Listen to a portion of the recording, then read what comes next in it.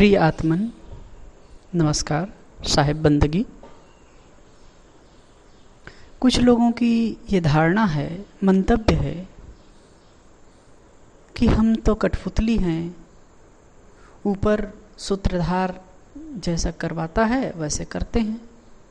जैसे कठपुतली है, उसको सूत्रधार जैसे नचाता है वैसे नाचता है, ठीक वैसे ही ऊपर परमात्मा बैठा है, वही सूत्रधार है और वो हमको जैसे प्रेरणा देता है, जैसे करवाता है वैसे हम करते हैं।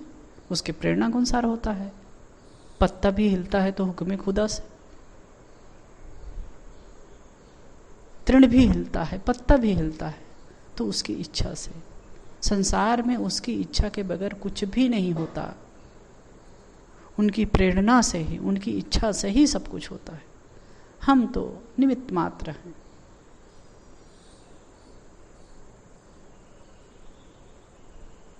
जो कुछ भी करता है ऊपर वाला करता है, ऊपर वाले की प्रेरणा से होता है। तो पहले ऐसे विचार रखने वालों बंधुओं से पूछना चाहिए कि ऊपर वाला शुभ है कि अशुभ,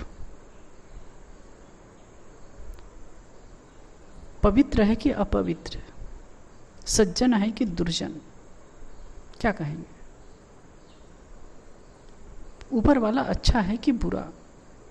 वैसे तो उनके लिए कहा जाता है कि वो दयालु है, कृपालु है, गरीब निवाज है, सर्वज्ञ है, सर्वशक्तिमान है, सर्वसमर्थ है, ये कहा जाता है। जब ये है और वो दयालु कृपालु है, गरीब निवाज है, तो फिर वो गलत प्रेरणा क्यों देगा? दुनिया में अच्छा होता है तो ठीक बात है, उसका समाधान है कि भाई वो उसकी इच्छा से, उसकी प्रेरणा से हो रहा है। लेकिन दुनिया में जो पाप ताप होता है वो किसकी प्रेरणा से? आजकल ये जो कोरोना का दौर चला है, इसमें कितने डॉक्टर तो समर्पित होकर के सेवा कर रहे थे, अपने जान को जोखिम में डाल करके सेवा कर रहे हैं। लेकिन कुछ लोग तो इसमें अपना उल्लू सीधा कर रहे हैं पैसा बनाने के लिए। कई डॉक्टरों से भी मेरे पास फोन आता है कि कितने डॉक्टर क्या क्या कर रहे हैं। कितने लोग तो जो कोरोना के दवाई के नाम पर फर्जी दवाई बना करके और बाजार में उतार रहे हैं, इधर उधर बेच रहे हैं, लाखों करोड़ों रुपए कमा रहे हैं। कितने लाखों करोड़ों की जिंदगी से खेल रहे हैं। ये भी ऊपर वाले की इच्छा से ही होता होगा। बदमाश गुंडे आते हैं, लूटते हैं, मारते हैं, खून खराबा करते हैं, बहन बेटियों की इज्जत लूट लेते हैं। ये भी ऊपर वाले की इच्छा से होता होगा। आतंकवादी आते हैं, कहीं कोई मस्जिद में नमाज पढ़ रहे हैं, कोई मंदिर में पूजा कर रहे हैं, कहीं पर प्रार्थना कर रहा है, आते हैं, धर धर धर धर धर धर धर धर गोली मारते हैं, सैकड़ों लोगों को भून के चले जाते हैं। ये भी ऊपर वाले की इच्छा से होता होगा। इसका क्या समाधान है? यदि ऊपर वाले की इच्छा से होता हो तो सब शुभ ही होना चाहिए ना। अशुभ क्यों होता है? गलत क्यों होता है? पाप ताप क्यों है संसार में? और जब ऊपर वाले की इच्छा से हो रहा है ये कहते हैं, तो फिर यहाँ करने वालों को ताप क्यों होता है? उनको कष्ट क्यों होता है? क्यों उनको दंड मिलता है? क्यों दंड मिलता है उनको? पुलिस पकड़ करके उसको जेल में डाल देते हैं, कितने फांसी लटका देते हैं। क्यों? क्योंकि ऊपर वाले की इच्छा से। उनका तो कोई दोष नहीं है, कठपुतली का कोई दोष नहीं है। कठपुतली ना तो बिगड़ सकती है ना बन सकती है, वो जैसी वैसी है ना। वो गलती कर सकती है ना सही कर सकती है, वो तो सूत्रधार करता है ना। तो प्राणी ने तो गलत नहीं किया, सूत्रधार करने वाला ईश्वर है, तो उसकी प्रेरणा से सब हुआ। तो उसे मनस्ताप क्यों होता है? सुपीड़ा क्यों होती है? या उसको फिर दंडित क्यों किया जाता है? इसका क्या समाधान?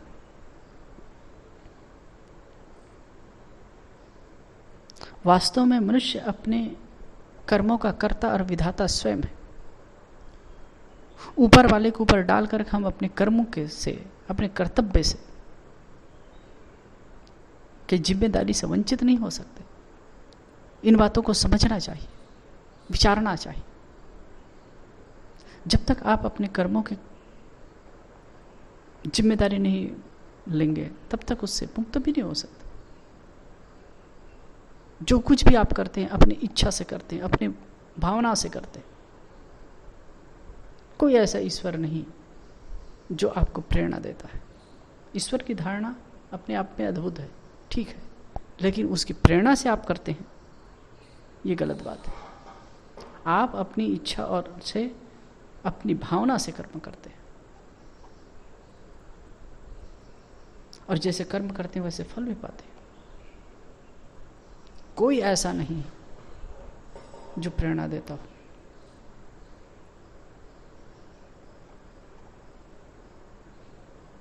मनुष्य अपने कर्मों का कर्ता और विधाता स्वयं है। ईश्वर पर डाल करके, ईश्वर पर आरोपित करके हम अपने कर्म फल से नहीं बच सकते। कर्म प्रधान विश्व करी राखा, जो जस करश तस फल चाखा, मानस में आए। जो जैसा करता है वैसा फल पाता है।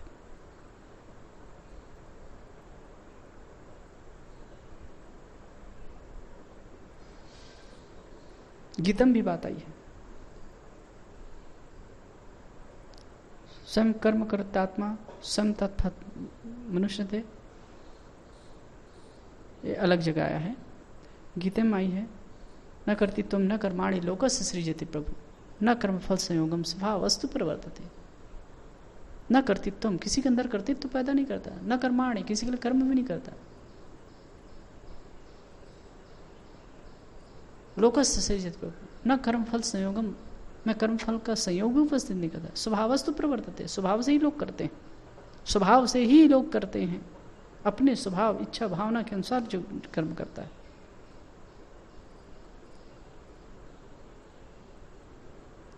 कबीर साहब ने कहा, आपन कर्मन मिटे जाए, कर्म का लिखा मिटे दो कैसे, जो युग कोट सिराई। जो कुछ कर्म करते हैं उसका फल भोगना होता है। कबीर कमाई आपने निष्फल कभी न जाए, बोया पेड़ बबूल का आम कहाँ देखा। कबीर साहब तो अपनी भाषा में कहते हैं। वास्तव में हम अपनी इच्छा और भावना से कर्म करते हैं, वो दूसरे पर आरोपित करके, किसी कथा कथित ईश्वर पर आरोपित करके उसके कर्म फल से बच नहीं सकते। इन बातों को समझना चाहिए, जानना चाहिए।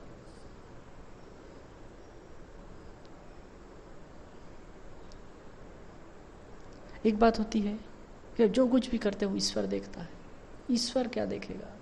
आपकी अंतरात्मा है, वो देखते हैं। कोई जाने या न जाने, आप तो जानते हैं ना। कोई जाने या न जाने, आप जानते हैं। आप उसके साक्षी हैं, आप उसके दृष्टा हैं। एक मनोरंजक कहानी आती है। गुरुदेव जी कहा करते थे, एक सुभान मियाँ थे। वो खेत में टट्टी करने गए और बेर पेड़ के नीचे टट्टी करने बैठे। टट्टी कर रहे थे और सामने पका पका फल गिरा था, बेर का फल।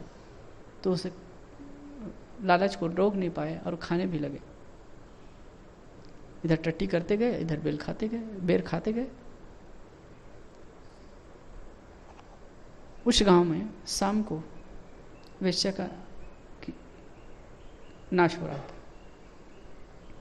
उसमें सब लोग गए। नियत समय पर नाच शुरू होने वाला था। सुभान मियाँ भी नाच देखने के लिए गए। उनको सम्मान से, और सम्मानित व्यक्ति थे, तो उनको आगे बैठाया गया इज्जत के साथ। वेश्या नाच गान शुरू की तो नाचते हुए वो गीत गाती है, और गीत गाने में पहले कड़ी गाने लगी। सुभान तेरी बतिया जान गई मैं राम, सुभान तेरी बतिया जान गई मैं राम। उनकी बात सुनकर सुभान मियाँ तो सहम से गए। जान गई राम, क्या आप मेरी बात को जान गए? अब आज तो मैंने कोई गलती नहीं की है। यही है कि टट्टी करते करते बेर खाया, हो सकता है उधर गई रही हो, अब देख ली हो कहीं से, तो वो एक कीमती साल ओढ़े रहे, उसको उतार करके वेश्या को दे दिए। वेश्या खुश हो गई, क्योंकि इस प्रकार से उनको इनाम, कीमती उपहार कभी नहीं मिला था, और वो भी शुरू में ही बहुत खुश हो गई। फिर वो कहे सुभान तेरी, अगली कड़ी गाने शुरू की, सुभान तेरी बतिया कह दूंगी राम, सुभान तेरी बतिया कह दूंगी राम। तो सुभान में सोचते हैं पता नहीं भाई इतने में संतोष ना हुआ, वो अपनी कीमती अंगूठी पहने थे, उसको सोने की अंगूठी थी, उसको निकाल करके दे दिए, उनको दे दिए। उसको पा करके तो और बहुत खुश हो गए, उछल पड़ी, क्योंकि उतना इनाम उसको कभी नहीं मिला था। अगली कड़ी गाने लगी, सुभान तेरी बतिया कह रही हूँ राम, सुभान तेरी बतिया कह रही हूँ राम, एकदम बारा न्यारा। अब तो सुभान में असर रहा नहीं गया, झल्ला कर उठे, क्योंकि वेश्या की जात ना अपनी इज्जत का डर, ना दूसरे की इज्जत का डर। क्या कह दोगी, क्या कह दोगी तो? कि यही कि ना कि सुभान मियाँ टट्टी करते करते बेर खाए, और क्या कहोगे?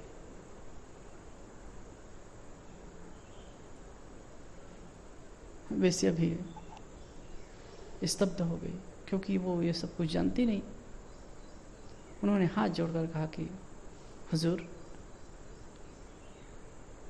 मैं ये सब नहीं जानती कि कोई सुभान मियाँ है और वो टट्टी करते करते बेर खाए। मैं तो प्रभु के गुणानुवाद गा रही हूँ और उसकी गीत गा रही थी। वास्तव में वेश्या को पता नहीं था, सुभान मियाँ को पता था कि ये टट्टी करते करते बेर खाए। ऐसे हम जो कुछ करते हैं उसके साक्षी तो हम स्वयं होते हैं, कोई दूसरा जाने या ना जाने। इसलिए किसी ईश्वर पर थोपने की बजाय अपने पर देखना चाहिए, क्योंकि अपने कर्मों के दृष्टा और साक्षी हम स्वयं होते हैं। इसलिए अपने कर्म को ध्यान दें। कोई हम कठपुतली नहीं है जो उस पर वाले की सारे नाचते हैं। हम अपनी इच्छा, भावना और वासना के अधीन होकर कर्म करते हैं, और जैसा कर्म करते हैं वैसे फल पाते हैं। और जब विवेक ज्ञान होता है, सजगता आती है, तो हम कर्म बंधनों को काट करके उससे मुक्त भी हो सकते हैं। इसलिए इन बातों पर ध्यान दे करके अपने जीवन में कर्म सुधार को महत्व देना चाहिए और आगे बढ़ना चाहिए। साहेब बंदगी।